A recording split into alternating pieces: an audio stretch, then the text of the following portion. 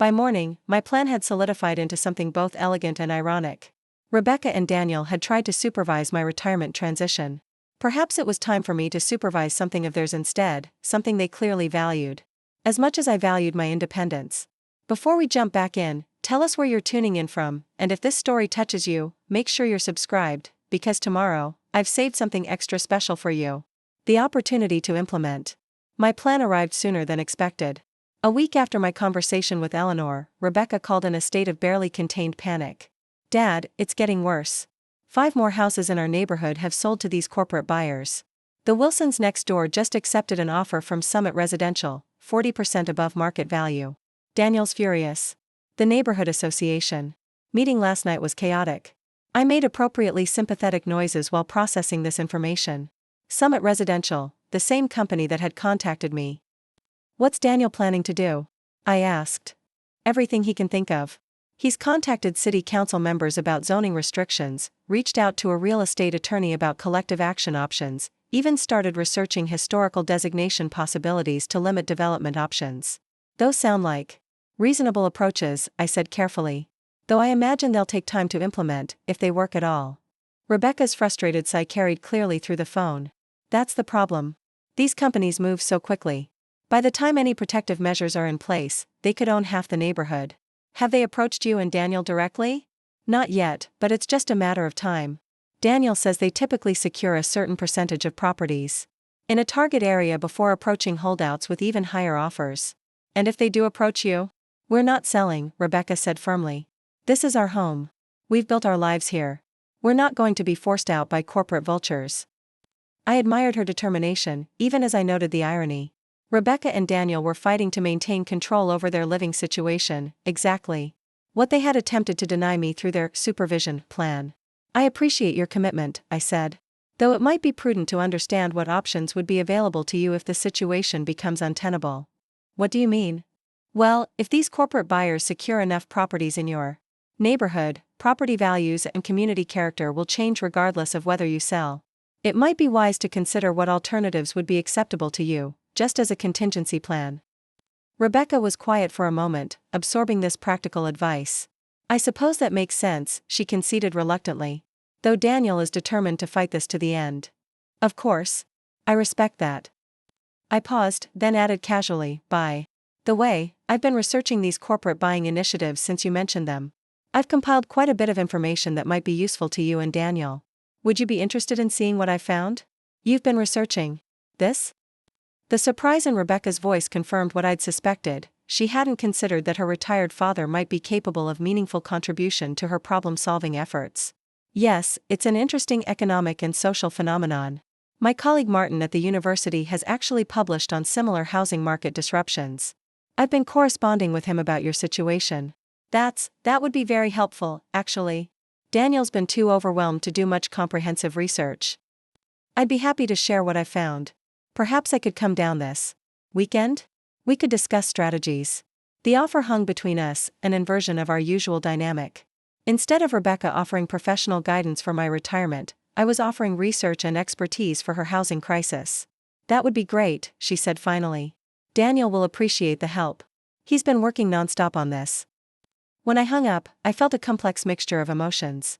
Part of me regretted the necessity of such calculated strategy with my own daughter. But a larger part recognized that conventional approaches had failed to establish the respect I deserved. Sometimes, patterns could only be broken through direct demonstration rather than verbal explanation. The following Saturday found me driving back to Rebecca and Daniel's home, the same journey I'd made in such different circumstances just weeks earlier. This time, however, I arrived with a briefcase full of research materials and a clear strategy for shifting our family dynamic. The neighborhood looked unchanged at first glance, but subtle signs of transition were visible to my informed eye: a real estate sign with "sold" prominently displayed, construction equipment in one driveway, a dumpster suggesting renovation work at another house. Daniel opened the door before I could knock, his usual polished appearance slightly disheveled. "Frank, thanks for coming. Rebecca says you've been researching these corporate buyers?" Preparing and narrating this story took us a lot of time. So if you are enjoying it, subscribe to our channel, it means a lot to us. Now back to the story. I confirmed, noting how quickly he'd bypassed the usual social pleasantries in his eagerness for information. "I've brought everything I've compiled so far," Rebecca appeared behind him, offering a quick hug. That felt more genuine than her usual perfunctory greeting. "Dad, come in. We've set up in the dining room." The dining table was covered with papers, property records, zoning documents, legal briefs, evidence of Daniel's frantic attempts to combat the corporate buying initiative through bureaucratic means. I set my briefcase on the table and began methodically removing my research materials, market analyses, corporate profiles, acquisition pattern data, and financial projections. The thoroughness of my preparation was evident, the information organized with academic precision. "This is extensive," Daniel said, leafing through the documents with growing respect. "How did you compile all this so quickly?" "Research methodology was my specialty for 40 years, I reminded him mildly. "The subject matter may be different, but the analytical approach remains the same." Rebecca was examining a spreadsheet. I'd created tracking corporate acquisitions in their neighborhood. "This is incredibly detailed. You've documented every sale, offer price, closing timeline." "Information is power," I said simply. "Understanding the pattern and pace of acquisitions helps predict next steps and identify potential leverage points." For the next 2 hours, we reviewed the research together. I explained acquisition strategies, outlined corporate motivations, and identified vulnerable properties likely to be targeted next. Daniel took copious notes, his initial skepticism giving way to genuine engagement with my analysis. Based on the pattern established so far, I concluded, Summit Residential will likely approach the remaining homeowners on your street within the next 30 days, starting with the Thompsons at the end of the cul-de-sac. Daniel looked up sharply. "How can you be so specific?" "Property age, condition, lot size, and owner demographics all factor into their targeting algorithm. The Thompsons' house meets all their priority criteria: older owners, original construction, large corner lot. They're likely next." Rebecca and Daniel exchanged glances, clearly impressed by the depth and specificity of my analysis. "So what do we do?" Daniel asked, the question directed to me with none of the condescension that had characterized our previous interactions. "How do we fight this?" I leaned back in my chair, considering my response carefully. This was the pivotal moment in my strategy, the transition from information provider to problem-solving partner. "That's exactly what we're trying to do with this move," she said thoughtfully. "It's not just about changing houses, but about deliberately choosing what elements of our life deserve to continue and what patterns we're ready to release." "That's the essence of any meaningful transition," I agreed. "Whether it's retirement, relocation, or relationship changes, the fundamental process is the same: conscious curation rather than passive continuity." After we hung up, I sat in my garden, reflecting on the unexpected journey of the past year. What had begun as a painful confrontation over respect and autonomy had transformed into a profound opportunity for growth, not just for me, but for Rebecca and Daniel as well. They had said I needed supervision for my retirement transition. Instead, I had ended up supervising their eviction process, guiding them through a major life change with the very capabilities they had initially failed to recognize in me. The irony was perfect, but more importantly, the lesson had been received. Our relationship had evolved from hierarchical concern to mutual respect, from management to support, from directive to collaborative. We had all grown through the process, emerging with a stronger foundation for our family bonds. As I tended my garden in the crisp winter air, I thought about the nature of life transitions, how they invite us to consciously choose what we carry forward and what we leave behind.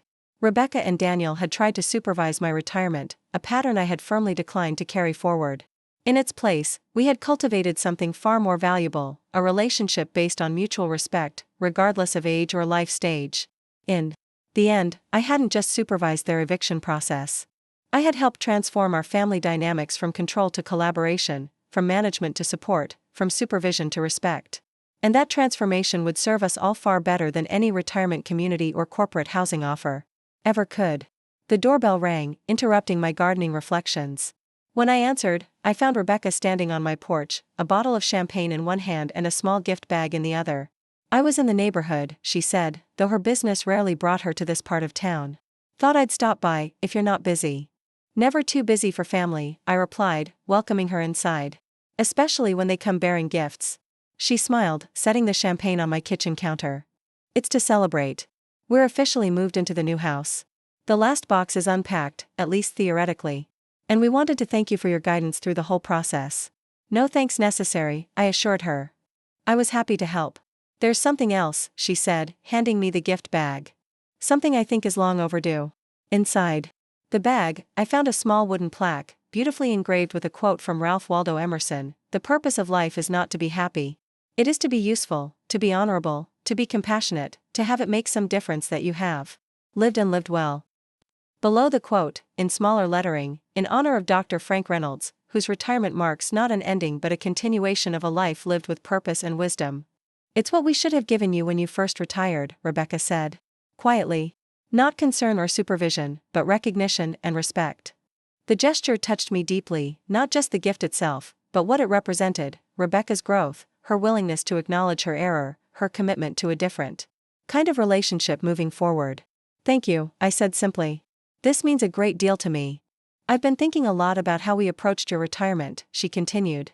"We were so focused on what you might lose, routine, purpose, structure, that we completely missed what you were gaining: freedom, autonomy, the opportunity to apply a lifetime of wisdom to new pursuits." "That's a common error," I acknowledged. "Viewing transitions through the lens of loss rather than opportunity." "Well, I won't make that mistake again," she promised. "Whether it's your transitions or my own." As we opened the champagne and toasted both her new home and my continued retirement journey, I reflected on the perfect symmetry of our situation. They had tried to supervise my retirement transition. I had ended up supervising their eviction process. And through that role reversal, we had all learned something essential about respect, autonomy, and the true nature of family support. The lesson hadn't come easily, but it had come completely, transforming not just our immediate circumstances but the foundation of our relationship moving forward. They had said I needed supervision. What I had actually needed, what we all need during life's transitions, was respect for our capacity to chart our own course, supported by those who truly care about our well-being. And in the end, that's exactly what we had all received, though through a path none of us could have anticipated when this journey began. Spring arrived with a burst of renewal that seemed to mirror the transformation in my family relationships. As crocuses pushed through the soil in my garden, new growth was also evident in how Rebecca and Daniel engaged with me, with genuine interest rather than obligatory concern, with questions rather than directives, with respect for my wisdom rather than worry about my capabilities. 1 year after my retirement, almost to the day, I received an unexpected invitation. Rebecca asked me to speak at a professional conference she was organizing on navigating life transitions, a multidisciplinary approach. The irony wasn't lost on either of us. We have experts in career transitions, relationship changes, and health adjustments, she explained. But I realized we're missing someone who can speak authentically about retirement as a positive transition rather than a problem to be managed. "And you thought of me," I said, touched by the request and all it represented. "Who better?" she replied. "You've not only navigated your own retirement successfully but helped others understand what respectful support actually looks like during major life changes." The invitation represented the final evolution in our relationship, from Rebecca viewing me as someone needing supervision to recognizing me as a source of expertise worth sharing with her professional colleagues. "I'd be honored," I told her.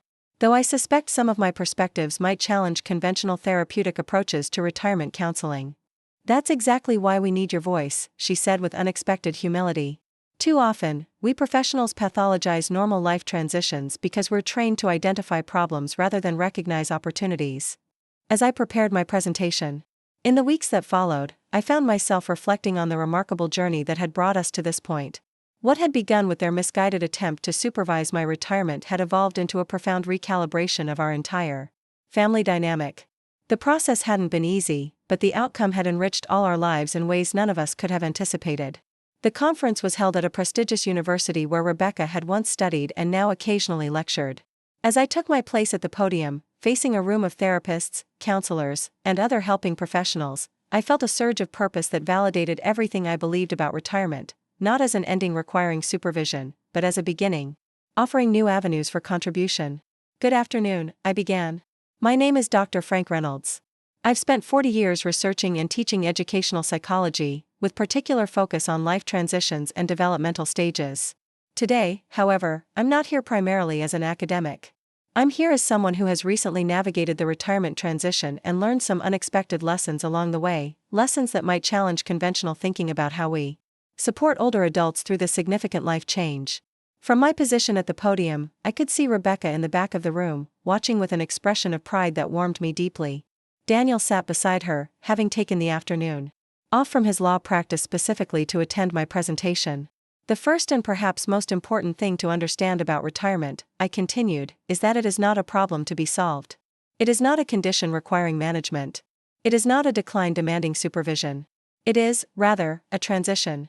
Offering liberation, the freedom to apply a lifetime of accumulated wisdom to new pursuits chosen with autonomy and purpose. For the next 45 minutes, I shared insights drawn from both research and personal experience, challenging the deficit-focused approach that often characterizes professional intervention in retirement transitions. I spoke about the importance of respect rather than management, of questions rather than directives, of recognizing capabilities rather than assuming vulnerabilities.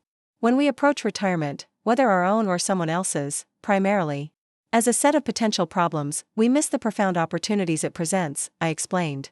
We risk confusing concern with control, support with supervision, and in doing so, we may undermine the very autonomy that research shows is essential for successful aging. Throughout my presentation, I was careful not to directly reference my experience with Rebecca and Daniel's attempted intervention. This wasn't about public embarrassment or settling old scores. It was about transforming a painful personal experience into broader insights that might help others navigate family dynamics around retirement with greater wisdom and respect. The most supportive thing we can offer someone in retirement is not supervision, but recognition, I concluded. Recognition of their continuing capabilities, their accumulated wisdom, and their fundamental right to self-determination. When we provide that kind of respect, we don't just support a successful retirement transition, we strengthen the foundations of our ongoing relationship in ways that benefit everyone involved. The applause that followed was gratifying, but not nearly as meaningful as the expression on Rebecca's face when I joined her and Daniel after the presentation. There were tears in her eyes, not of sadness or regret, but of a complex emotion that seemed to encompass pride, respect, and a deep appreciation for how far we had come. "That was extraordinary," she said, embracing me with genuine warmth. "You've given everyone here a perspective they desperately needed to hear." "Including us," Daniel added, his customary reserve softened by evident admiration. "Especially us." The conference organizers had arranged a small reception for speakers and attendees, creating an opportunity for continued discussion. As I mingled with Rebecca's colleagues, I was struck by how many shared similar stories of struggling to find the right balance between support and respect when working with retiring clients or aging family members. The frameworks were taught often emphasize risk management over opportunity cultivation, one therapist told me. "Your perspective is refreshingly different, focusing on potential rather than problems." "It's not that risks don't exist," I acknowledged. "But when we allow potential concerns to overshadow existing capabilities, we create a self-fulfilling prophecy. We treat retirement as a problem, and it becomes one." As the reception wound down, Rebecca introduced me to Dr. Elena Sharma, the conference keynote speaker and a prominent researcher in developmental psychology. Her work on late-life transitions had informed my own research for years, though we had never met in person. "Dr. Reynolds," she greeted me warmly, "your presentation was the highlight of the conference for me. The personal authority with which you spoke about retirement as opportunity rather than decline was deeply compelling." "Thank you," I replied, genuinely honored by her recognition. "Your research on autonomy support in late-life transitions has significantly influenced my thinking. I'm actually assembling contributors for a new book on rethinking retirement from a strength-based perspective," she continued. "After hearing your presentation, I wonder if you might consider writing a chapter?"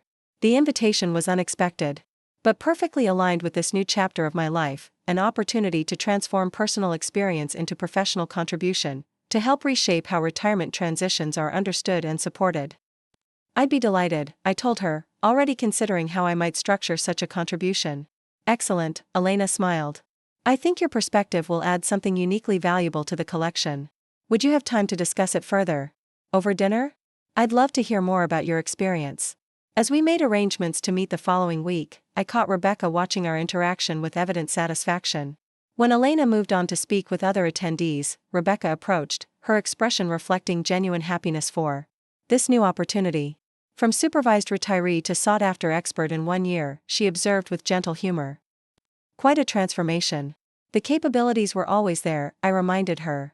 "What changed was the recognition of them." "Yes," she agreed softly. "That's a lesson I won't forget. Not in my professional practice and certainly not in our family relationship." Daniel joined us, checking his watch with characteristic precision. "We should head to dinner if we're going to make our reservation," he reminded us. "Unless you'd prefer to stay longer, Frank? This is your moment, after all." The deference in his question, his willingness to adjust plans based on my preference rather than assume what was best for me, represented exactly the transformation we had achieved. From attempted supervision to genuine respect, from management to partnership.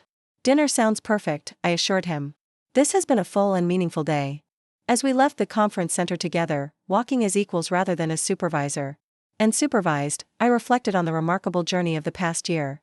What had begun with their misguided attempt to control my retirement transition had evolved into something none of us could have anticipated, a profound recalibration of our family dynamic that had enriched all our lives. They had said I needed supervision. Instead, I had supervised their eviction process, guided their housing transition, and now stood as a respected voice in precisely the professional sphere where they had once sought to diminish my autonomy. The symmetry was perfect, but more importantly, the lesson had been received and integrated in ways that would serve our relationship going forward. Over dinner that evening at a restaurant near Rebecca and Daniel's new home, our conversation flowed with an ease that had been missing for years. We discussed my potential book chapter, their adjustment to their new neighborhood, and plans for the coming summer. What was notably absent was any hint of the hierarchical concern that had characterized our interactions before the retirement confrontation, the subtle but persistent sense that they were managing me rather than engaging with me. I've been thinking, Rebecca said as we lingered over dessert, about offering a new workshop series for my clients focused on family dynamics during retirement transitions. Would you consider co-facilitating with me? Your perspective combined with my clinical approach could create something really valuable. The invitation represented the final transformation in our relationship, from Rebecca viewing me as someone needing her professional intervention to recognizing me as a potential professional collaborator. That's an intriguing possibility, I said, genuinely interested in the opportunity to shape how other families might navigate the terrain we had traversed so painfully. Tell me more about what you envision. As Rebecca outlined her initial thoughts, I was struck by how thoroughly her approach had evolved. Where once she had viewed retirement primarily through a lens of potential problems requiring management, she now spoke of capacities to be recognized, wisdom to be honored, and autonomy to be respected. The core message would be about transforming concern into collaboration, she explained. About how families can support retirement transitions through partnership rather than supervision. That's a message I'd be proud to help deliver, I told her. Though we might need to be careful about using our own story as an example. Daniel laughed at this, a genuine, warm sound rarely heard in our previous interactions. I don't know, he said with surprising self-deprecation. Our journey from trying to supervise your retirement to having you supervise our eviction process might be the perfect case study in how not to approach family transitions. And how to recover when you get it wrong, Rebecca added, her expression softening with humility. That's important too, acknowledging mistakes and being willing to recalibrate relationships based on demonstrated capabilities rather than assumed vulnerabilities. Their willingness to acknowledge the irony of our situation without defensiveness reflected just how far we had come, from rigid hierarchical concern to fluid mutual respect, from management to partnership, from supervision to collaboration. As spring blossomed into summer, my life continued to unfold in ways that validated everything I had asserted about retirement as opportunity rather than decline. The book chapter for Dr. Sharma's collection took shape, focusing on autonomy support, rather than supervisory intervention as the foundation for healthy retirement transitions. The workshop series with Rebecca was scheduled for the fall, with strong advance registration suggesting significant interest in our perspective. Most meaningfully, my relationship with Rebecca and Daniel continued to evolve along lines of mutual respect rather than hierarchical concern. They sought my input on their ongoing adjustment to their new home and neighborhood, not from obligation but from genuine respect for my perspective. I shared my retirement experiences and projects with them, not to prove my capabilities but to include them in this chapter of my life. The ultimate validation of our transformed relationship came unexpectedly, nearly 18 months after the initial confrontation over their attempted supervision. Rebecca called one evening, her voice carrying an unusual blend of excitement and vulnerability. Dad, I have some news. Big news, actually. I'm not quite sure how to tell you. Just say it, I encouraged, curious about what could evoke such complexity in her typically composed demeanor. I'm pregnant, she said, the words tumbling out in a rush. We've been trying for years, as you know, but had almost given up hope. It's early still, just past the first trimester, but the doctors say everything looks good. The news was indeed momentous. Rebecca was 41, and she and Daniel had experienced several disappointing failed attempts at parenthood throughout their 30s.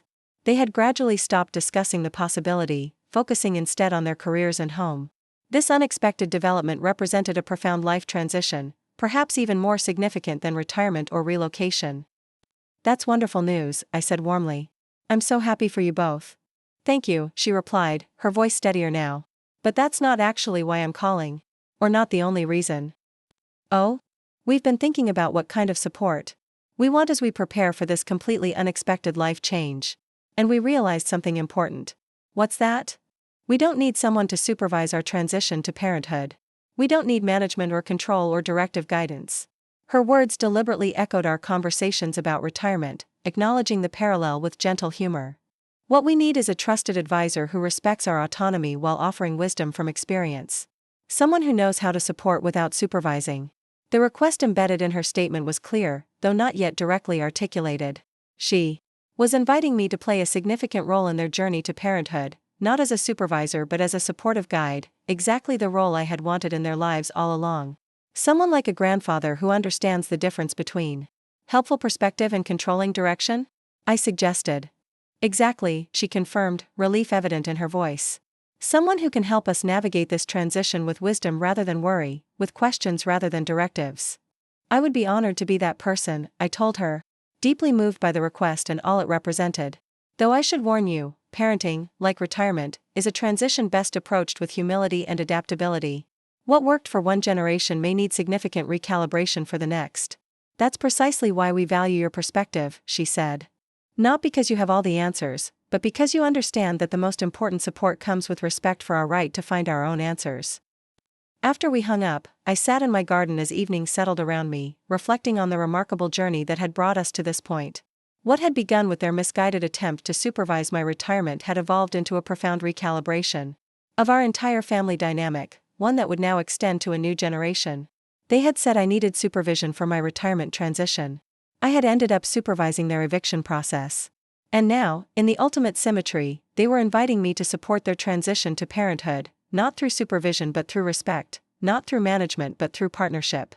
The lesson had come full circle, transforming not just our immediate circumstances but the fundamental nature of our family relationships for years, perhaps generations, to come. 2 weeks later, Rebecca and Daniel invited me to dinner at their new home to celebrate both the pregnancy and what Rebecca called the new chapter in our family story. As we sat on their patio overlooking the garden they had begun creating, already showing more personality and purpose than their previous manicured lawn, the conversation turned to plans for the baby's arrival. We've been discussing names, Daniel said, his typical reserve softened by evident excitement about impending fatherhood. If it's a boy, we're considering Frank as a middle name. The suggestion touched me deeply, not just the honor itself, but what it represented about our reconstructed relationship. From viewing me as someone needing supervision to naming their child after me reflected a journey of profound respect and recognition. I'm honored, I said simply. Though I hope he inherits his father's analytical precision rather than his grandfather's occasionally stubborn independence. Rebecca laughed at this, her hand resting lightly on her still flat abdomen. I don't know. That stubborn independence served you pretty well when we tried to pack you off to Oakwood Gardens. Sometimes standing firm is exactly what a situation requires. True, Daniel acknowledged with surprising candor. Though what I hope this child inherits from you, Frank, is your ability to establish boundaries without destroying bridges. To stand your ground while still maintaining relationships. That's a skill I'm still working to develop. The acknowledgement was offered without defensiveness or qualification, a genuine recognition of what he had learned through our conflict and resolution. It's a lifelong practice, I assured him. One I'm still refining myself. As evening deepened around us, our conversation expanded to broader reflections on family dynamics, life transitions, and the wisdom each generation might offer the next if given the opportunity. I've been thinking about what went wrong with our approach to your retirement, Rebecca said thoughtfully. Beyond the obvious issues of respect and autonomy. What have you concluded? I asked, genuinely curious about her perspective now that sufficient time had passed for meaningful reflection. We were operating from fear rather than faith, she said after a moment's consideration. Fear of what might go wrong rather than faith in your capacity to navigate change. Fear of potential problems rather than faith in your lifetime of problem-solving abilities. That's insightful, I acknowledged. Fear often masquerades as concern, especially in family relationships. And with this baby coming, she continued, resting her hand again on her abdomen, I'm realizing how essential it is to parent from faith rather than fear. To believe in this child's inherent capabilities rather than primarily focusing on potential dangers. That's a wisdom many parents never grasp, I told her. The balance between protection and liberation is perhaps the most challenging aspect of parenthood, knowing when to supervise and when to step back, when to direct and when to support. Like knowing when to send your father to a retirement community and when to recognize he's perfectly capable of managing his own transition? Daniel suggested with gentle self-deprecation. Exactly like that, I agreed, appreciating his willingness to acknowledge the parallel with humor rather than defensiveness. As we continued talking into the evening, I was struck by the profound transformation in our family dynamic, from hierarchical concern to mutual respect, from management to partnership, from supervision to collaboration.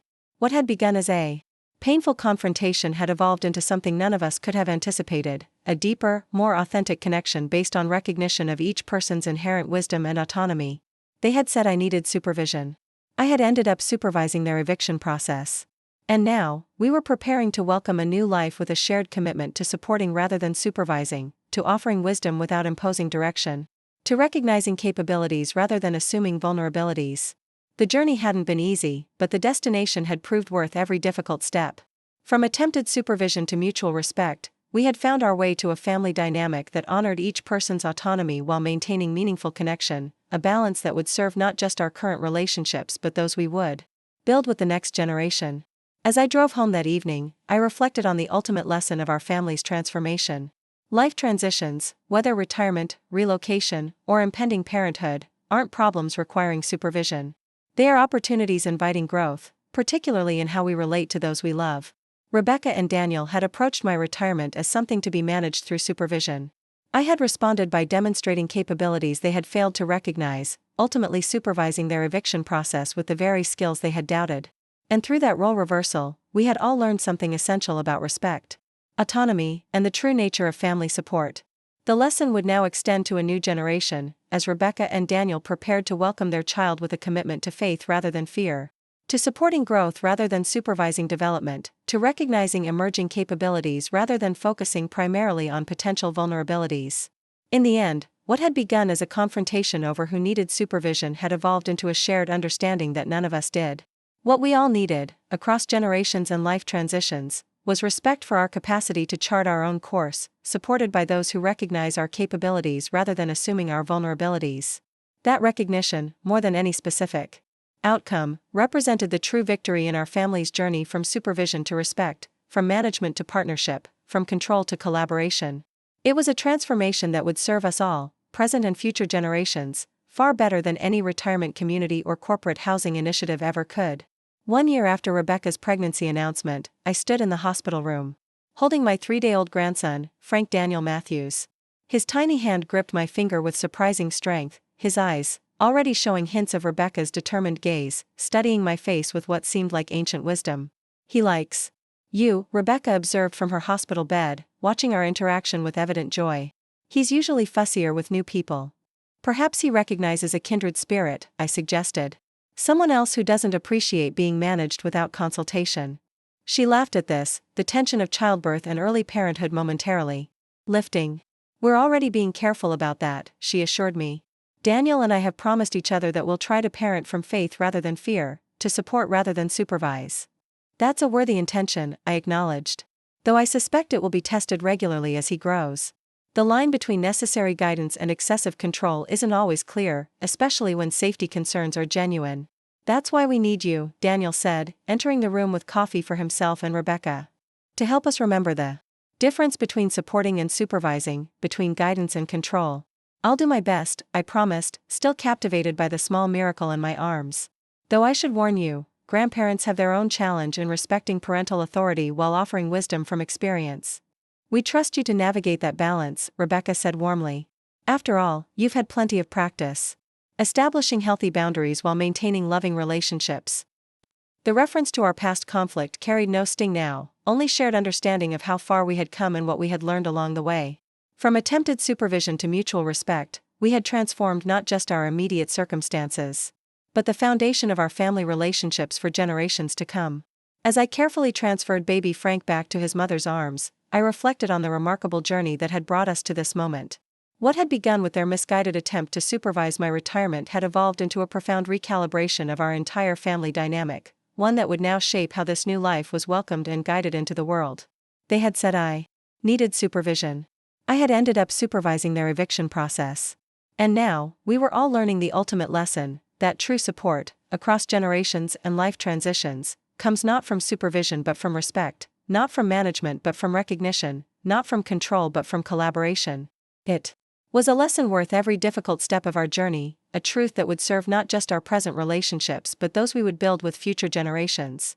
From attempted supervision to mutual respect, we had found our way to a family dynamic centered on autonomy within connection, on wisdom offered without direction imposed, on capabilities recognized rather than vulnerabilities assumed.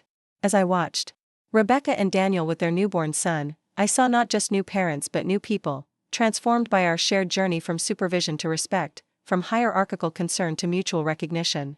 The child in their arms would benefit from that transformation, growing up in a family where autonomy was honored alongside connection, where wisdom was shared without direction imposed, where capabilities were recognized rather than vulnerabilities assumed. The circle was complete. They had said I needed supervision. I had supervised their eviction process. And now, together, we were embarking on the greatest adventure of all, not supervising but supporting a new life as he discovered his own unique path through the world. The retirement they had once viewed as a problem requiring management had become the foundation for a new kind of family wisdom, one based not on hierarchy but on mutual respect, not on fear but on faith, not on supervision, but on support. It was a wisdom worth every difficult step of our journey, a truth that would serve not just our present relationships but those we would build with generations to come. As I left the hospital that evening, walking through the soft spring twilight to my car, I felt a profound sense of completion. The conflict that had begun nearly 3 years earlier with their attempt to supervise my retirement had been fully resolved, not just through boundary setting or role reversal, but through genuine transformation in how we understood and related to each other. They had said I needed supervision. What I had actually needed, what we all need across life's transitions, was respect for our capacity to chart our own course, supported by those who recognize our capabilities rather than assuming our vulnerabilities. And in the end, that's exactly what we had all received, through a journey none of us could have anticipated when this story began. The autumn rain tapped against my car window like impatient fingers as I pulled into my daughter's driveway, my retirement paperwork still fresh in my briefcase beside me. The familiar weight of unspoken judgment settled in my chest like lead. At 65, I'd learned to temper my expectations when visiting Rebecca and her husband. But something about retirement, that final chapter of professional accomplishment, still held that stubborn shimmer of hope. The promise of respect, celebration, and the kind of family pride that seemed to exist only in my imagination these days. Rebecca's house loomed before me like a monument to modern success. Sleek modern architecture, floor-to-ceiling windows, and a circular driveway that probably cost more than my first house. I'd helped her with the down payment 5 years ago, back when I still believed financial support could bridge the growing chasm between us. I'd driven 3 hours from my own modest home upstate, my arthritic shoulder aching from the long drive. But I'd made it. I was here, ready to share my retirement news, to celebrate this milestone with the people who mattered most. The front door opened before I could knock, and Rebecca appeared, her dark hair pulled into a severe bun, wearing the kind of casual designer clothes that whispered, "Successful psychologist with a private practice." Her smile was the practiced one she'd perfected in her years of therapy work, the one that never quite reached her eyes. "Dad, you're early." She pecked my cheek with the efficiency of someone checking an item off a list. "Traffic must have been light." "Not really," I replied, studying her face for some trace of the girl who used to jump into my arms when I came home from teaching. "But I couldn't wait to see you all. Big news to share." Daniel appeared behind Rebecca, his tall frame filling the doorway, salt and pepper hair perfectly styled. He'd always been handsome in that corporate way that came with 6-figure salaries and executive benefits. But there was something cold in his smile, something that made me feel like a client rather than family. "Frank, good to see you," Daniel said, his voice carrying that particular tone reserved for underperforming employees. "Hope the drive wasn't too bad in that old car of yours." The first flutter of unease stirred in my stomach. I'd bought that old car brand new just 3 years ago after saving for it meticulously. Daniel knew this. He'd commented on my practical choice when I could have treated myself to something with more status. Rebecca ushered me inside, taking my overnight bag with a slight grimace, as if its modest weight was somehow burdensome. Their home was immaculate as always, minimalist furniture, abstract art, and not a single family photo in sight. I'd given them dozens over the years, Rebecca's graduation, their wedding, vacations we'd taken when she was young. All apparently deemed unsuitable for public display. "So, what's this big news?" Rebecca asked as she led me to their living room. "Mom mentioned you were being mysterious on the phone." My ex-wife, Catherine, and I had remained on good terms since our amicable divorce 15 years ago. She lived in Florida now with her second husband, but we still checked in regularly, united in our love for our daughter if nothing else. I've officially retired, I said, unable to keep the pride from my voice. After 40 years of teaching, my final class was last Friday. I pulled out a small velvet box from my jacket pocket. The department gave me this. Inside was a beautiful watch, engraved with my name and years of service. 40 years of shaping young minds, of publishing research, of building a respected career in educational psychology. Not as lucrative as Rebecca's private practice or Daniel's corporate law career, but meaningful in ways I'd always hoped my daughter would understand. Oh, Rebecca said, her voice flat. I thought you weren't retiring for another year. Plans changed. The department offered an early retirement package that was too good to pass up. Daniel picked up the watch, examining it with the critical eye of someone assessing resale value rather than sentimental worth. Nice gesture. Fossil brand? It's a Hamilton, I said quietly. A mid-range luxury watch I'd actually mentioned admiring months ago. My department chair had remembered. So, you're fully retired now? Rebecca placed unusual emphasis on fully, as if the word carried some concerning implication. Yes, officially as of last week. I thought we could celebrate while I'm here. Maybe open that bottle of champagne I brought? Rebecca and Daniel exchanged a look, one of those married couple communications that happened without words. It was the kind of look that suggested they'd already discussed this, already formed opinions without my input. Dad, we're a bit concerned, Rebecca began, her voice taking on that carefully modulated professional tone she used with clients. Retirement is a major adjustment, especially for someone like you who's been so structured for so long. I've been looking forward to it, I said, confused by her concern. I have plans, traveling, writing that book I've always talked about, volunteering at the literacy center. That's just it, Daniel interjected. Those are vague plans. In our experience, men your age often struggle with the transition. Depression. Rates skyrocket in the first year of retirement. In your experience? I repeated, feeling something hardening in my chest. Daniel, you're a corporate attorney. Rebecca's practice focuses on young adults. We read the research, Rebecca said, waving away my objection. And we've discussed this at length.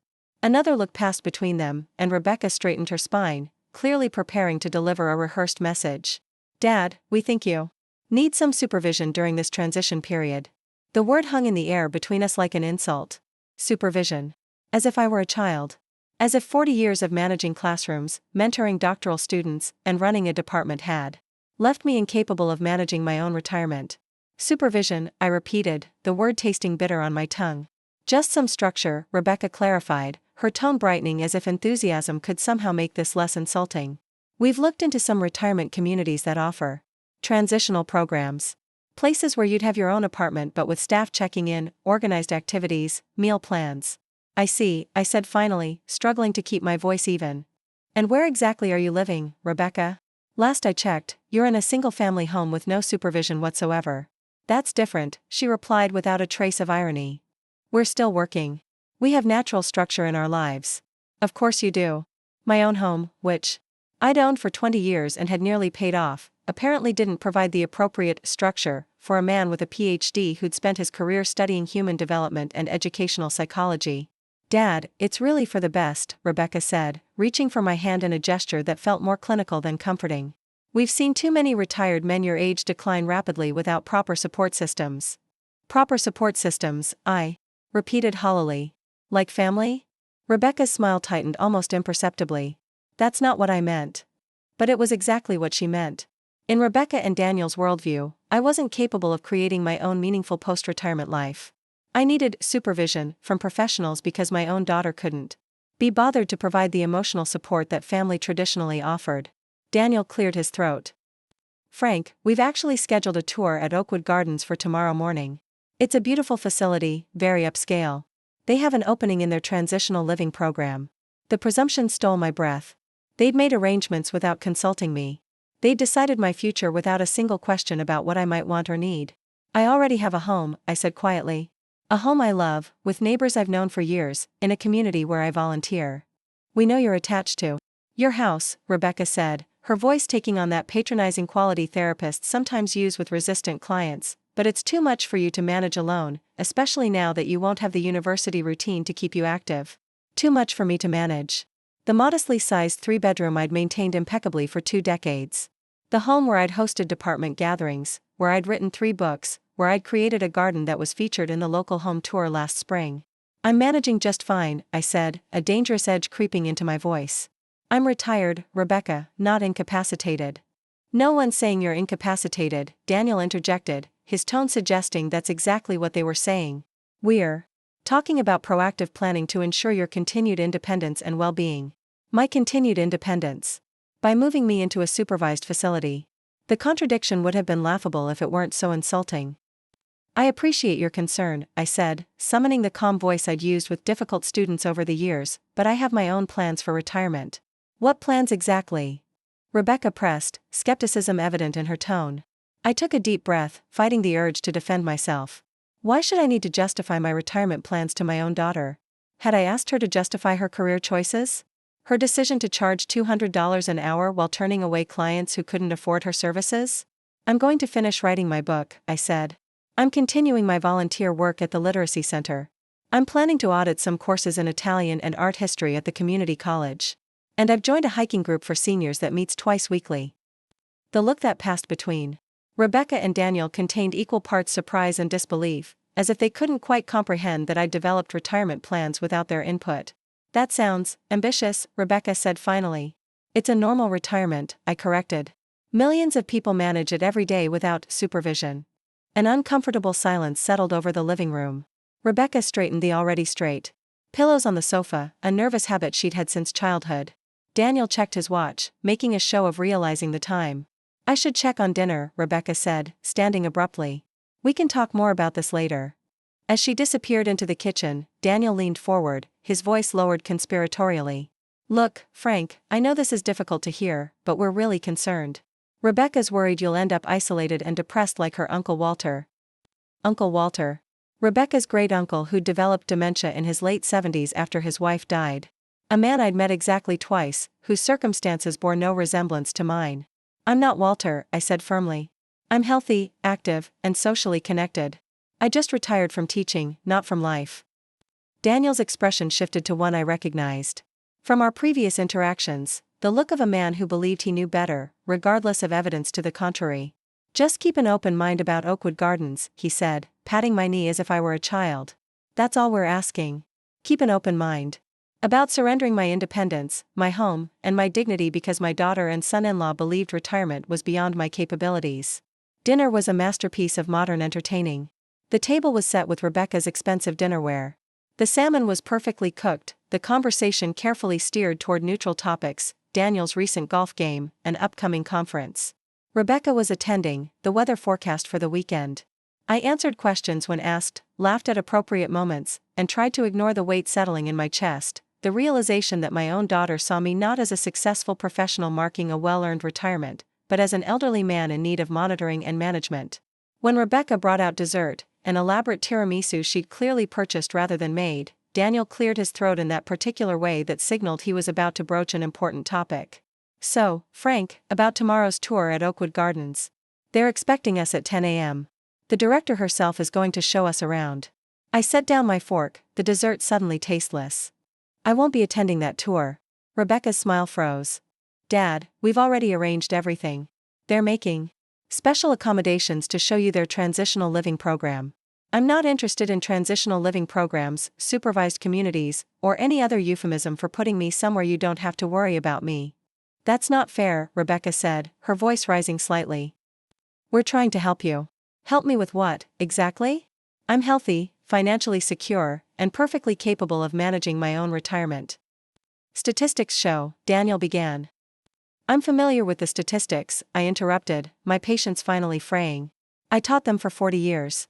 I'm also familiar with the difference between population trends and individual circumstances. Rebecca set down her water glass with slightly more force than necessary. Dad, you're being difficult. Difficult. The word hit me like a slap. I was being difficult because I'd expected basic respect from my own child, because I'd thought that maybe, just maybe, my daughter might want to celebrate this milestone rather than use it as an opportunity to exert control over my life. I'm being realistic, I corrected.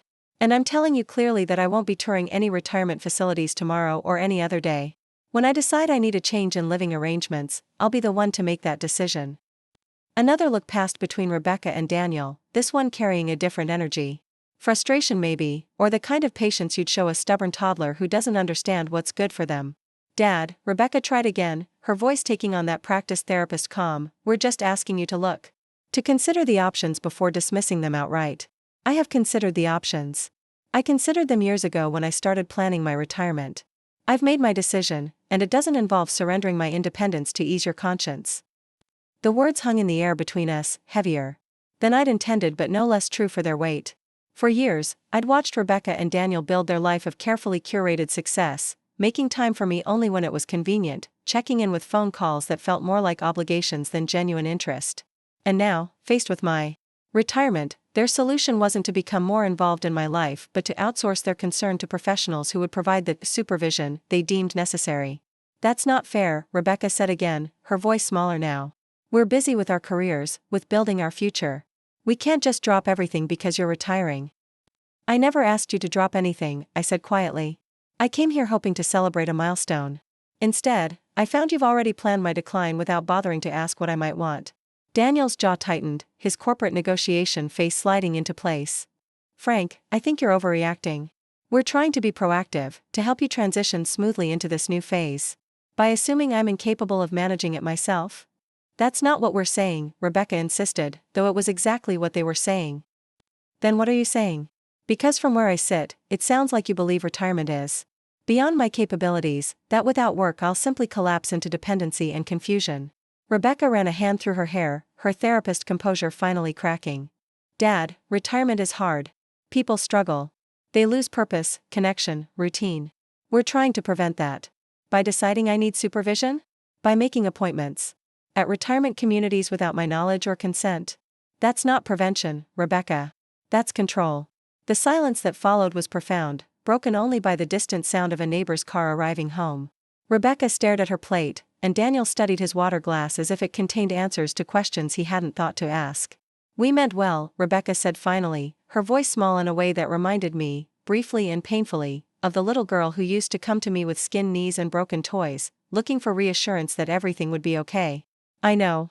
You think you do, I replied, unable to offer the absolution she sought. But meaning well doesn't justify treating me like I'm incapable of making my own decisions.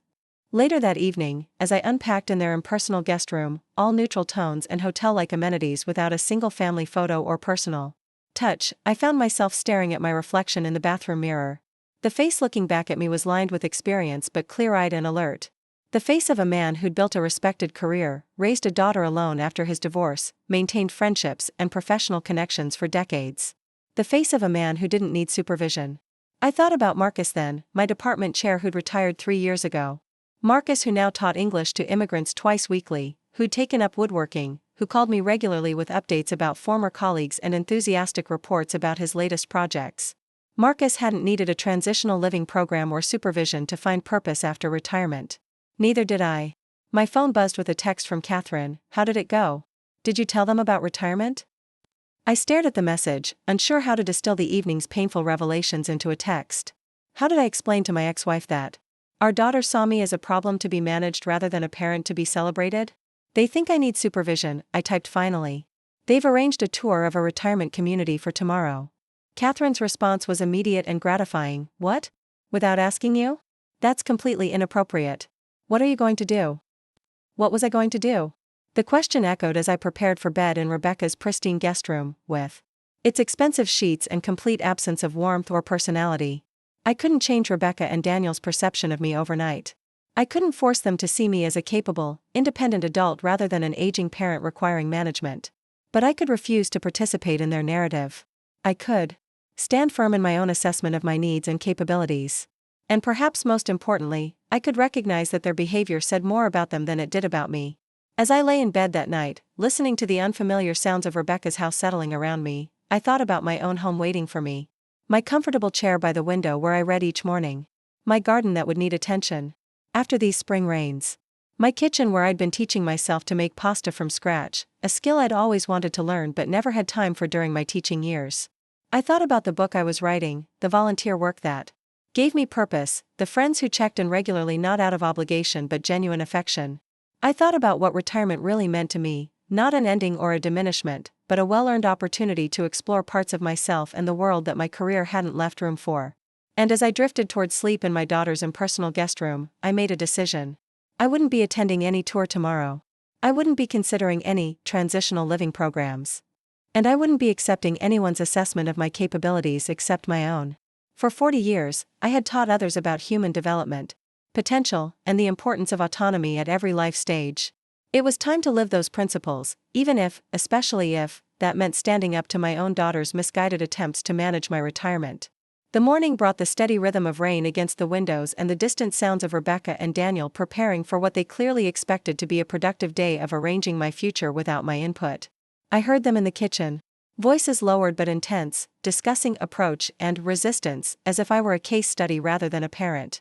I showered and dressed with particular care, choosing the clothes I'd packed for the dinner celebration I'd naively anticipated: a crisp button-down shirt, good slacks, the watch my department had given me. I wanted to look exactly like what I was, a competent professional beginning a well-earned retirement.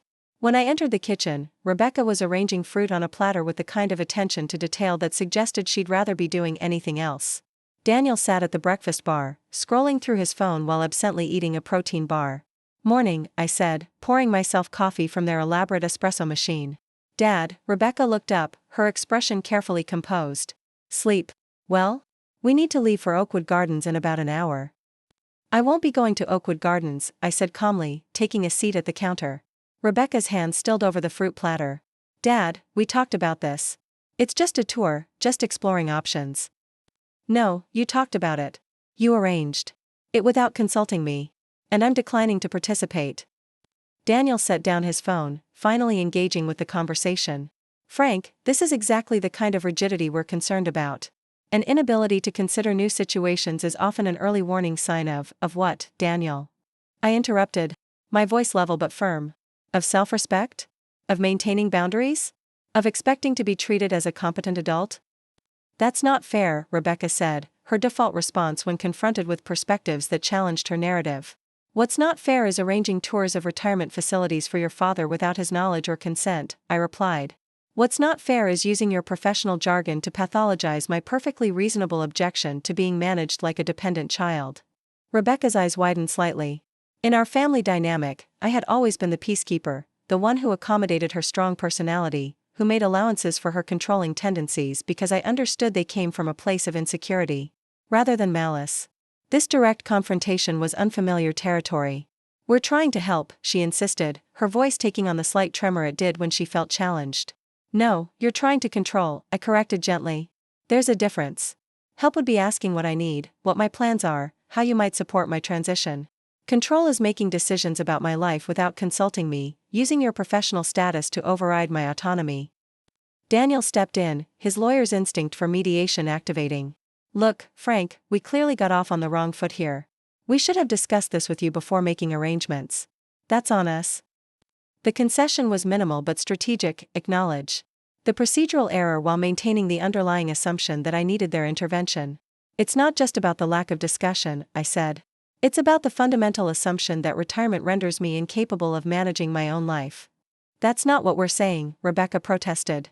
"It's exactly what you're saying when you tell me I need supervision." The word hung between us again, its implications impossible to soften or disguise. Supervision. The thing you need when you can't be trusted to function independently. Rebecca ran a hand through her hair, a gesture so reminiscent of her teenage years that it momentarily transported me back to earlier conflicts, over curfews, college choices, her decision to cut off contact with certain family members who didn't meet her standards of success. "Dad, the statistics on men your age after retirement," Rebecca, I interrupted gently, "I taught those statistics. I contributed to the research. And I know better than most that population trends don't dictate individual outcomes." She blinked, momentarily thrown by the reminder that her expertise in this area was derivative of mine, not the other way around.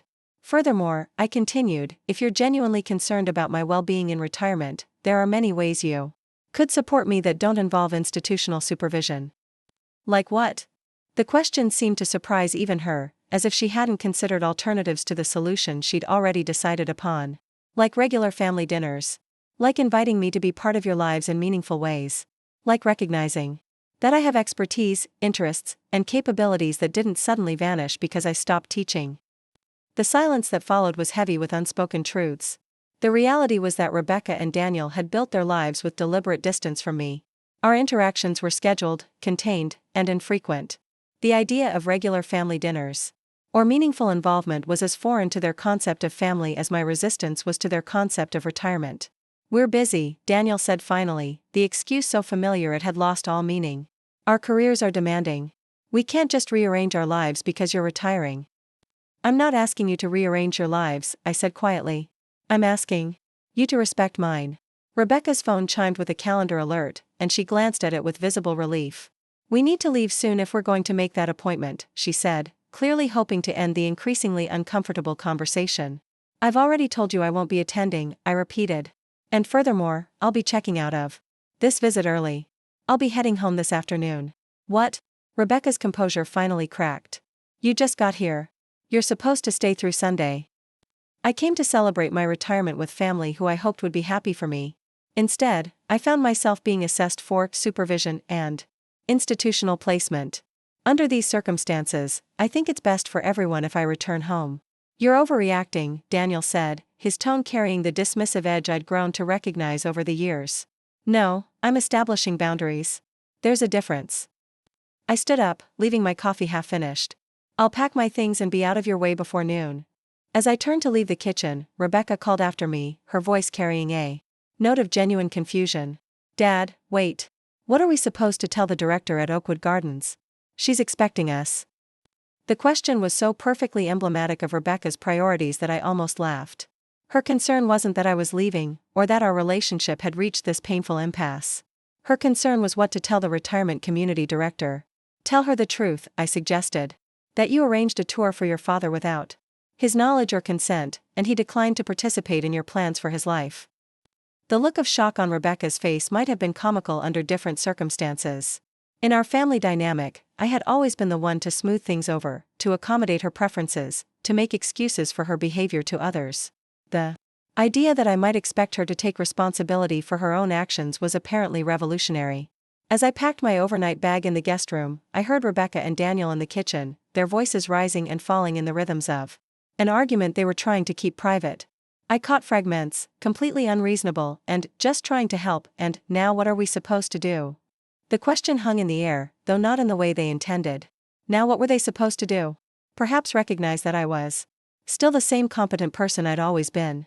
Perhaps acknowledge that retirement was a natural life transition, not a pathology requiring intervention. Perhaps consider that their approach had been fundamentally disrespectful. But those realizations, if they came at all, would be their journey to make. My journey was taking me home, back to the life I'd carefully built and the retirement I'd thoughtfully planned.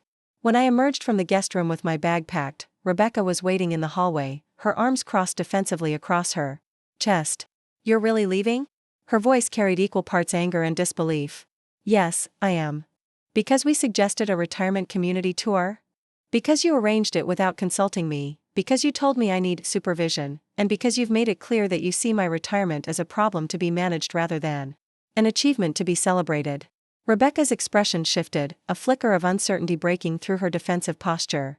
"Dad, that's not fair. We're concerned about you. Your concern would be more convincing if it involved asking me what I need rather than telling me what you've decided I require." I moved past her toward the front door, where Daniel stood with the rigid posture of someone preparing for a confrontation he'd rather avoid. "Frank, I think we should all take a breath here," he said, his lawyer's instinct for de-escalation evident in his tone. "No need to make hasty decisions." "There's nothing hasty about this decision, Daniel. It's a response to a pattern of behavior that's been building for years. You and Rebecca have made it clear where I stand in your list of priorities. I'm simply adjusting my expectations accordingly." "That's not fair," Rebecca said again, the phrase becoming a reflexive defense against any perspective that challenged her self-image. "What's not fair is treating your father like an incompetent child rather than a respected parent," I replied, my voice firm but calm. "What's not fair is using your professional status to pathologize my perfectly normal retirement. What's not fair is arranging institutional supervision for someone who has given you nothing but support and respect throughout your life." The words hung in the air between us, heavier than I'd intended but no less true for their weight. For years, I'd supported Rebecca through every life stage, her education, her career choices, her marriage. I'd helped with the down payment on this house, had been there through her professional setbacks and triumphs. And now, at the moment when I might have expected some reciprocal support or at least basic respect, I found myself being assessed for institutional placement. "We meant well," Rebecca said, her voice smaller now. "I'm sure you believe that," I replied, unable to offer the absolution she sought. "But impact matters more than intention, and the impact of your behavior has been profoundly disrespectful." I opened the front door, the morning rain having subsided to a gentle mist that seemed to soften the edges of Rebecca's perfectly manicured lawn. "I'll call when I get home," I said, a parental habit too ingrained to break even in this moment of painful clarity. "Dad, please," Rebecca tried one more time, "at least consider what we're saying. Retirement is a major adjustment. We're just trying to make sure you have the support you need." I turned back to look at my daughter, seeing beyond her current behavior to the complex person she'd always been, driven, controlling, but also passionate and, in her own way, caring. The pain of her misguided approach didn't erase my love for her, but it did clarify the boundaries I needed to establish. "Rebecca, I've spent 40 years studying human development and helping others navigate life transitions. I've prepared for this retirement thoughtfully and thoroughly. I have social connections, intellectual pursuits, and meaningful activities planned. What I don't have, and what I don't need, is supervision." With that, I walked to my car, loaded my overnight bag, and drove away from my daughter's house, the weight on my chest simultaneously heavier with the pain of this breach and lighter with the clarity of my own boundaries. As I turned onto the main road, my phone rang through the car's speaker system. Catherine's name appeared on the display. "You're calling early," I answered, grateful for the familiar voice of someone who knew me well. Couldn't wait to hear how it went with Rebecca. "Did they cancel that ridiculous tour?" I sighed, merging onto the highway that would take me home. "They didn't cancel it. I declined to participate and I'm heading home now." "Already? You were supposed to stay through Sunday." The visit became untenable when my daughter and son-in-law made it clear they see me as someone needing institutional supervision rather than a parent deserving respect. Catherine's exasperated sigh carried clearly through the speakers. "That sounds like Rebecca. Always has to manage everything and everyone. How are you feeling?" The question was simple but profound. How was I feeling? Hurt certainly, by the fundamental misreading of who I was and what I needed. Angry at the presumption and disrespect. But also, surprisingly, empowered by my own clarity and resolve. I'm feeling. I searched for the right word as the highway stretched before me, liberated. Catherine's laugh was warm and understanding. "Good for you, Frank. It's about time you stood up to her controlling tendencies." I just couldn't accept their narrative about my retirement. The idea that without work, I'd simply collapse into dependency and confusion. That's absurd. You've been planning this retirement for years. You have more active interests than most people half your age. Her validation felt like a balm after Rebecca and Daniel's pathologizing. Catherine and I had our differences, enough to end our marriage, but she had always seen me clearly and respected my capabilities. "They arranged a tour at a retirement community," I said, still processing the audacity of it. "Without asking me. A place with supervision and transitional living programs. For you? The man who just published a paper on cognitive resilience in aging? The man who's mentored dozens of students through their own career transitions? That's rich." I smiled despite myself. Catherine had always had a gift for cutting through pretension with humor. "What are you going to do now?" she asked after a moment. "Go home. Continue with my retirement plans. Set clearer boundaries with Rebecca and Daniel." "Good. And Frank?" "Yes. Don't let their narrative become yours. You've earned this retirement. You deserve to enjoy it on your own terms." As I drove home through the clearing rain, Catherine's words echoed in my mind. Don't let their narrative become yours. It was good advice, not just for retirement but for life itself. By the time I reached my own driveway, my modest but well-maintained home welcoming me back with its familiar contours, I had made a decision. I wouldn't allow Rebecca and Daniel's misguided attempts at supervision to taint my retirement or diminish my sense of self. I would continue with the plans I'd made, the life I'd envisioned for this next chapter. And if that meant redefining my relationship with my daughter and son-in-law, establishing clearer boundaries and expectations, then so be it. 40 years of teaching had taught me many things, but perhaps the most important was this: respect was not optional in meaningful relationships. It was foundational. As I unlocked my front door and stepped into the home I'd created, I felt something fundamental shift inside me. The disappointment of the failed visit still ached, but alongside it grew a new resolve. Rebecca and Daniel had told me I needed supervision. What I actually needed was respect. And if they couldn't or wouldn't provide that, I would need to find a different path forward, one that honored my autonomy, my capabilities, and my worth. The breaking point, when it came, felt less like shattering and more like awakening. Like finally, after years of accepting subtle diminishment in the name of family peace, I was ready to stand firmly in my own truth, regardless of who found that truth inconvenient. The morning after my return home, I woke to sunlight streaming through my bedroom windows. The contrast between Rebecca's sterile guest room and my own space couldn't have been more profound. Here, every object told a story: the quilt my mother had made, books lining the shelves from decades of intellectual curiosity, photographs marking milestones both professional and personal. This wasn't just housing, it was a home infused with identity and purpose. My phone had been conspicuously silent since my departure. No calls from Rebecca, no texts from Daniel, just the blissful absence of their concern. I made coffee in my kitchen, settling into my reading chair by the window that overlooked my garden. Spring had coaxed my perennials from the soil, their green shoots promising renewal after winter's dormancy. A fitting metaphor for retirement, I thought, not an ending but a new season of growth. The doorbell rang as I finished my second cup of coffee. Through the front window, I recognized Eleanor's silver hair. My neighbor for 15 years and a retired librarian herself, Eleanor had navigated her own transition from career to retirement with the kind of grace and purpose I admired. "I saw your car was back early," she said when I opened the door. "Everything okay with your daughter?" The question was asked with genuine concern rather than the clinical assessment I'd experienced from Rebecca. I invited Eleanor in, pouring her coffee as I recounted the disastrous visit. "Supervision?" Eleanor repeated, her eyebrows rising toward her hairline. "For you? That's absurd.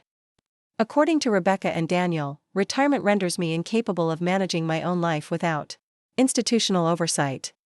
Eleanor snorted, a sound of pure derision that instantly lightened my mood. "And what qualifies them to make that assessment? Has either of them ever retired?" "They've read the research," I replied, mimicking Daniel's authoritative tone. "Oh well then," Eleanor laughed, "they must know more about your capabilities than you do, despite your 40 years of actually conducting that research." Her validation felt like a cool drink after a long thirst. Here was someone who saw me clearly, who understood that retirement was a transition to be navigated, not a condition requiring management. "What are you going to do?" she asked finally. I considered the question, realizing I'd been so focused on what I wouldn't accept that I hadn't fully articulated what I would do instead. "Continue with my retirement as planned," I said. "Writing, volunteering, taking those community college courses. Living my life on my terms." "And Rebecca?" "That's more complicated. I love my daughter, but I won't accept being treated as incompetent or incapable. I need to establish clearer boundaries." Eleanor nodded thoughtfully. "Boundaries are essential, especially with adult children who think they know what's best for you. My son tried something similar when I sold my big house after Harold died. Suddenly had opinions about where I should live, how I should manage my finances. As if retiring from the library had also retired my brain." "How did you handle it?" A slow smile spread across Eleanor's face. "I reminded him who had raised him, educated him, and managed a household budget that put him through college without debt. Then I bought exactly the condo I wanted and invited him to visit when he could be respectful of my choices." "Did that work?" "Eventually. It took time for him to see me as a person separate from his concept of a mother. But we got there." She patted my hand reassuringly. "You'll get there too, Frank. Rebecca's a smart woman. She'll figure it out." After Eleanor left, I sat at my desk and opened my laptop. The manuscript of my book, a culmination of 40 years researching educational psychology, waited in its digital folder. I'd made significant progress during weekends and breaks over the past year, but now the uninterrupted time of retirement stretched before me like an open road. I immersed myself in writing, the familiar rhythm of academic composition both challenging and comforting. Hours passed unnoticed until my phone's chime pulled me back to awareness. A text from Catherine. "Heard anything from Rebecca?" "Nothing yet," I replied. "Working on my book. All is well." That evening, as I prepared dinner, trying a new pasta recipe I'd been wanting to experiment with, my phone finally rang with Rebecca's number. "Dad." Her voice was tight, controlled. "We need to talk about what happened." "I agree," I said, stirring the sauce I'd spent the afternoon simmering. "But first, I'd like to know if you've reflected on why I left." "That's not fair. You didn't give us a chance to explain our concerns. You just got defensive and stormed out." I took a deep breath, reminding myself that changing established patterns required patience. Rebecca, arranging for me to tour a supervised retirement community without my knowledge or consent wasn't expressing concern. It was attempting to control a situation that isn't yours to control. We were trying to help. Retirement is a major Life transition, and people struggle with it all the time. Some people do, I acknowledged. Others thrive. The difference often lies in preparation, social connections, sense of purpose, and health, all factors that are positive in my case, as you would know if you'd asked about my plans instead of assuming I needed institutional supervision. Silence stretched between us, and I could almost hear Rebecca recalibrating her approach. Fine, she said finally. What are your plans? The question should have felt like progress, but her tone suggested she was humoring me rather than genuinely interested. I'm continuing my writing, the book is coming along well. I'm volunteering at the Literacy Center 3 mornings a week. I'm auditing courses at the community college. I have a weekly hiking group and regular social engagements with friends and colleagues. My financial advisor has confirmed my retirement planning is solid. My last physical showed excellent health for my age. More silence, then, that all sounds fine for now. But what about long term? What about when you can't maintain that house anymore? What about when your health declines? When those circumstances arise, if they arise, I'll address them appropriately. That's what autonomous adults do, Rebecca. We plan, we adapt, we make decisions based on our changing needs. But wouldn't it be better to be proactive? To make arrangements before you need them? I recognized the therapeutic language, the approach she likely used with clients to nudge them toward her preferred solutions. I am being proactive, I said calmly. I've researched various retirement living options. I've discussed future scenarios with my financial advisor and attorney. I've made my wishes known through proper legal documents. What I haven't done is surrender my independence preemptively based on statistical probabilities rather than my actual circumstances. Rebecca sighed, the sound heavy with frustration. Dad, why can't you just consider what we're suggesting? Just tour Oakwood Gardens. See what it's like. Keep your options open. Because touring Oakwood Gardens under these circumstances would validate the fundamental assumption that I need supervision, which I don't. It would accept your authority to make decisions about my living arrangements, which you don't have. And it would set a precedent for future interactions that I'm not willing to establish. So what are you saying? That we just pretend this never happened? That we just go back to normal? I considered her question carefully. Could we go back to normal? Did I even want to, when normal had involved such fundamental misunderstandings of who I was and what I needed? No, I said finally. I don't think we can go back to the way things were. But we can move forward with clearer boundaries and expectations. I'm your father, Rebecca, not your patient or your ward. I expect to be treated with the respect that relationship deserves. And if we're genuinely concerned about your well-being, are we just supposed to stay silent?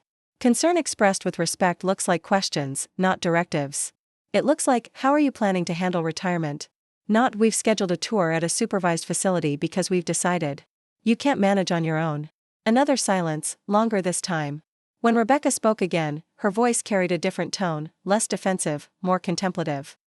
I don't know how to do this, she admitted. I've spent my career helping people plan for difficult transitions.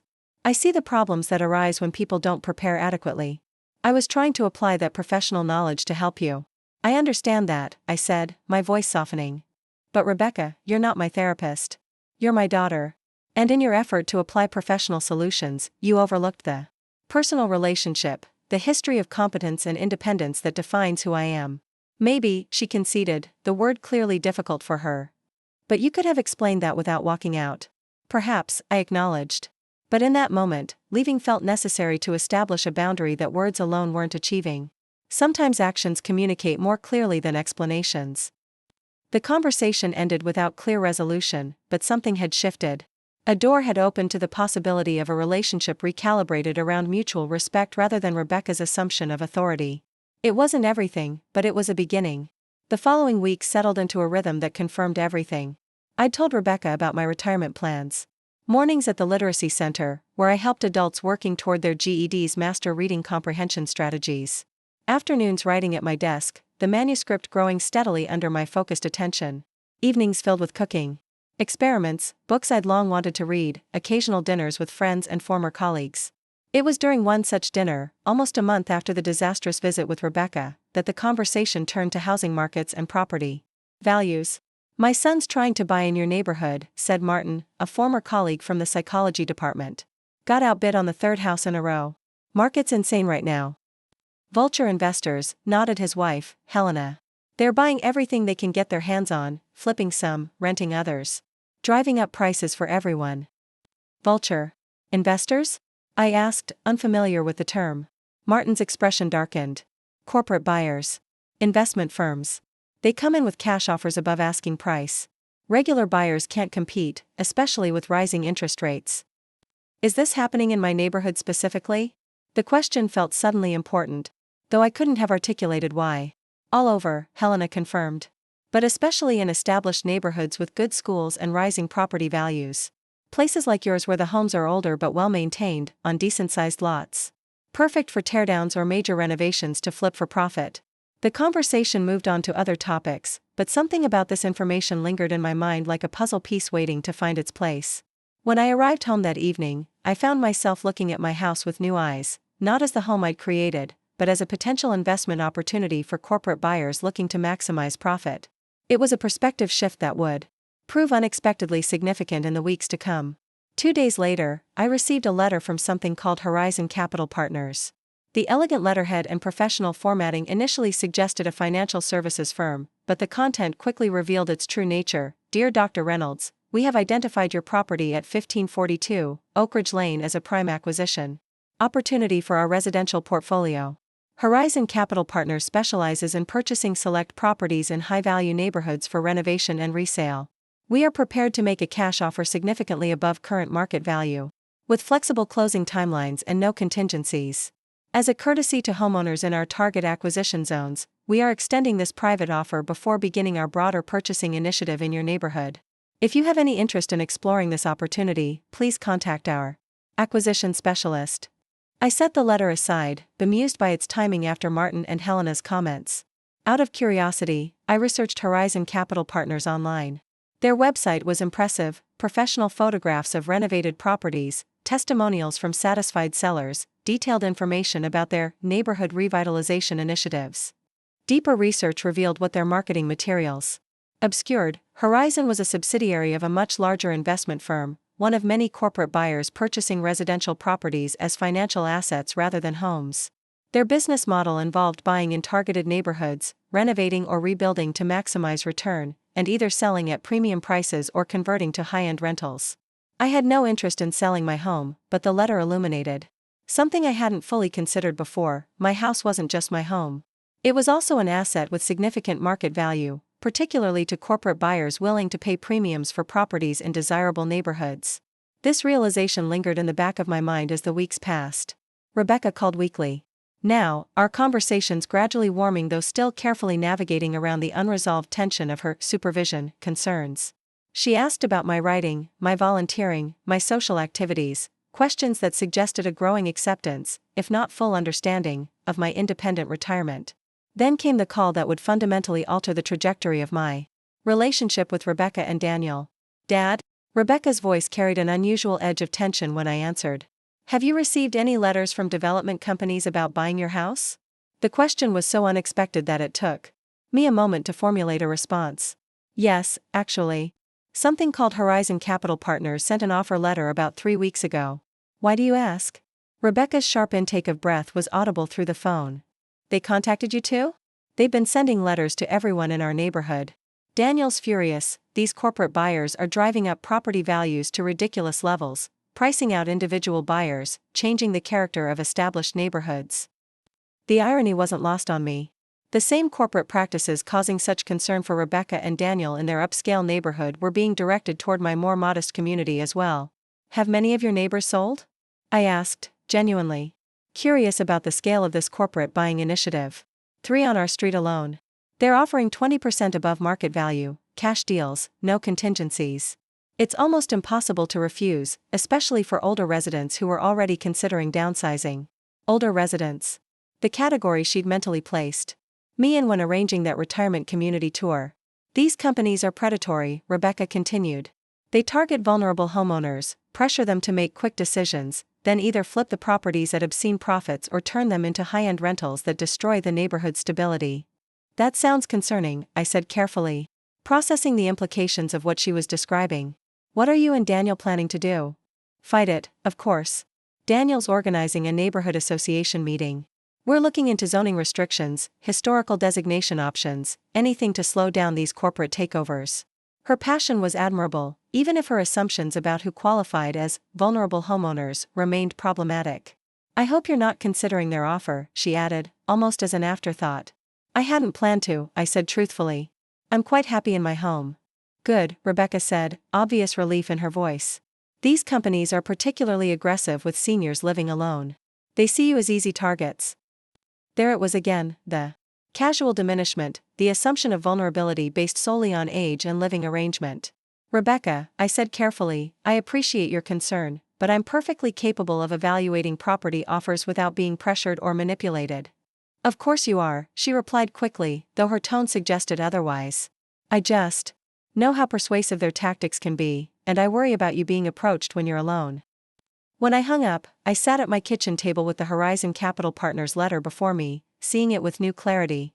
What had been merely an unsolicited offer now represented something more complex, an intersection of market forces, family dynamics, and Rebecca's persistent underestimation of my capabilities. The following day brought another letter, this one from Summit Residential Acquisitions. The offer was similar to Horizon's: cash purchase, above market value, flexible closing timeline. The corporate buying initiative in my neighborhood was apparently accelerating. Out of professional curiosity more than actual interest in selling, I called the number on the Summit letter. The acquisition specialist who answered was articulate and respectful, explaining their interest in my neighborhood and the terms of their potential offer without pressure or manipulation. "We'd be happy to present a formal offer if you're interested," she concluded. "No obligation, of course. Just something for you to consider." "I'm not planning to sell," I explained, "but I am curious about your company's broader strategy in this area. My daughter's neighborhood is experiencing similar corporate buying initiatives, and the residents there are quite concerned." "That's understandable," she said. "Neighborhood transitions can be uncomfortable for established residents. If you don't mind my asking, what area does your daughter live in?" "Lake Haven Estates," I replied. "Just off Westbrook Road." There was a pause, then, "That's actually one of our primary target acquisition zones. Premium properties, excellent schools, high resale potential. If your daughter or her neighbors are interested in exploring offers, I'd be happy to connect them with our specialist for that area." I thanked her for the information and ended the call, a plan beginning to take shape in my mind. It wasn't fully formed yet, more intuition than strategy, but it centered on a simple truth: the same market forces causing such concern for Rebecca and Daniel were potentially valuable to me, if leveraged correctly. That evening, I received an unexpected visit from Eleanor, my neighbor from across the street. She arrived looking uncharacteristically agitated, a letter clutched in her hand. "Have you received one of these?" she demanded without preamble, thrusting the paper toward me. It was from Horizon Capital Partners, virtually identical to the one I'd received. "Yes, several weeks ago," I confirmed. "And another yesterday from a different company." Eleanor sank into my kitchen chair, her expression troubled. "They're circling like sharks. 3 neighbors have already sold: the Johnsons, Mrs. Abernathy, and the young couple on the corner. All cash deals, all closed within weeks. Are you considering their offer?" She sighed heavily. "I don't want to leave. This has been my home for 20 years. But I'm also practical enough to recognize a premium offer when I see one. They're offering nearly 40% above what my house was valued at just 2 years ago." The figure was startling. 40%? Cash, no contingencies, and they're letting sellers stay in the homes for up to 2 months after closing if needed. For someone on a fixed income, it's hard to dismiss. I understood her dilemma. Eleanor wasn't wealthy. Her librarian's pension and Social Security provided comfort but not luxury. A premium cash offer for her home represented significant financial security. "What will you do if you sell? Where would you go?" Eleanor's expression shifted from troubled to contemplative. "My sister's been asking me to move closer to her in Arizona for years.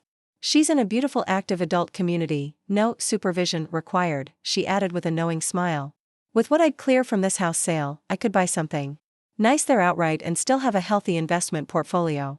Her situation crystallized something important: the corporate buying initiative wasn't inherently predatory for everyone. For homeowners like Eleanor who had been considering relocation anyway, these premium offers represented opportunity rather than threat. "I think I'm going to accept," she said finally. "Not because I'm being pressured, but because it makes financial sense for my circumstances. Because it gives me options I didn't have before." Options. The word resonated in a way that connected directly to my conflict with Rebecca and Daniel. They had attempted to narrow my options under the guise of supervision and concern. These corporate buyers, ironically, were expanding Eleanor's options through straightforward financial incentives. I think that's wise, I told her. Decisions like these should be based on your specific circumstances and goals, not external pressures, whether from corporate buyers or well-meaning family members. After Eleanor left, I sat at my desk and opened my laptop. I began researching in earnest property values in my neighborhood and Rebecca's, recent sales data, corporate acquisition patterns, legal considerations for sellers. I wasn't planning to sell my home, but information was power, and I sensed I might need both in the coming weeks. The breaking point in my relationship with Rebecca and Daniel had come when they attempted to manage my retirement through supervision I neither needed nor wanted. The path forward would require something more complex than simple boundary setting. It would require a fundamental shift in how they perceived my competence and autonomy. And as I continued my research into the night, a strategy began to emerge, one that would use the very market forces causing such concern in their neighborhood to demonstrate once and for all that I didn't need their supervision. What I needed, what I had always had, was the capacity to make informed decisions about my own life, whether they recognized that capacity or not. By morning, my plan had solidified into something both elegant and ironic. Rebecca and Daniel had tried to supervise my retirement transition. Perhaps it was time for me to supervise something of theirs instead, something they clearly valued as much as I valued my independence. Up next, you've got 2 more standout stories right on your screen. If this one hit the mark, you won't want to pass these up. Just click and check them out. And don't forget to subscribe and turn on the notification bell so you don't miss any upload from us.